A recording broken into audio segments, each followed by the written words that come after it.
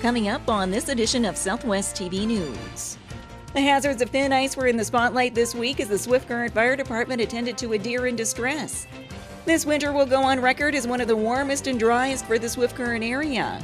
And as we near the end of February, this mild trend is expected to continue.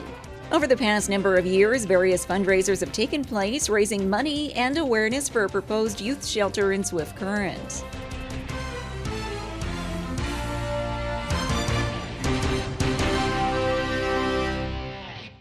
Thanks for joining us here today. Ongoing mild temperatures have caused dangerous ice conditions on area creeks. We have more in today's top story. The hazards of thin ice were in the spotlight this week as the Swift Current Fire Department attended to a deer in distress after falling through the ice while attempting to cross the creek along South Railway Street. The firefighters warmed the deer with blankets, and she was later up and on her way. A reminder to everyone that the creek and other bodies of water pose a danger this time of the year. Deer, they cross the ice all the time. They're not that heavy, and they can go through very easily. So if they can go through, so can people. So we advise people to stay off the ice. This year's been so warm that ice is not safe, and the water is flowing. There's quite a heavy flow of water there. And the current erodes the ice very quickly. Even in the wintertime when it is frozen solid, there is a lot of corrosion underneath the ice too. So it's safe to stay off the ice, particularly in warm weather. Elon further adds that if you do see someone who's fallen into the water, call emergency crews immediately while keeping the individual calm. The forecast is calling for above seasonal temperatures to continue for the next several days, further instilling the importance of staying clear of the creek.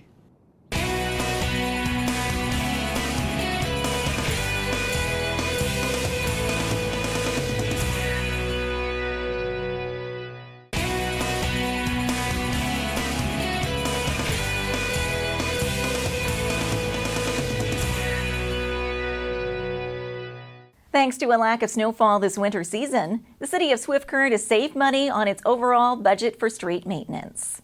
This winter will go on record as one of the warmest and driest for the Swift Current area. And as we near the end of February, this mild trend is expected to continue, further putting relief on the city's pocketbook.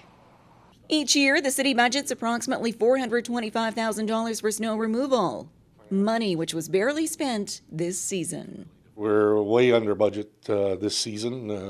We're probably only about 30% of what we had budgeted, which is sort of budgeted for a normal year. 2 years ago, when we had a fairly large year, we were well over budget. Last year was about normal, and we kind of hit our budget target right on par. We've only been out actually twice in the downtown core, and once out in the rest of the city. We never even did a full removal of all the streets this year. It just wasn't required.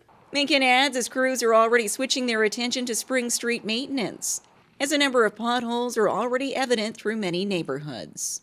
The freeze-thaw cycles that cause the grief for particularly for potholes. So this is a perfect year for potholes. Just happens when the ground freezes and thaws and we get this nice weather and the water starts getting in and under the pavement that we'll start seeing ruptures and potholes appear. We've been on top of it already. If folks have noticed, we've been out patching potholes already. They're sort of temporary patches at this point. Go out with just cold mix pavement, fill them in and pack them in as best we can, and usually that'll last for a while, and we'll have to go back in the spring once it thaws out and dries out, and we'll have to do proper full-on hot pavement repairs.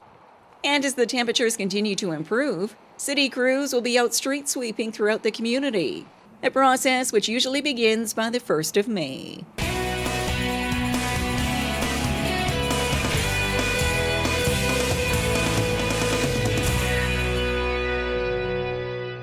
With a growing need to get youth off the street, a local committee continues to seek funding for a youth emergency shelter. Over the past number of years, various fundraisers have taken place, raising money and awareness for a proposed youth shelter in Swift Current. The Southwest Youth Emergency Shelter Committee's goal is to open a 24-hour, 7-day-a-week facility to help get youth off the street while they make the transition from a difficult home environment into a safe, nurturing center as they pursue their school studies or seek employment. Bob Hale is the committee chair and says the group is busy seeking various avenues of funding to raise the $500,000 required for operating the shelter on an annual basis. We're meeting with a number of agencies in the community to sort of find ways that people in the community can all work together for the common cause. We continue to work with government. We're continue to be very pleased with the support that we've had, but we don't have any commitment for funding.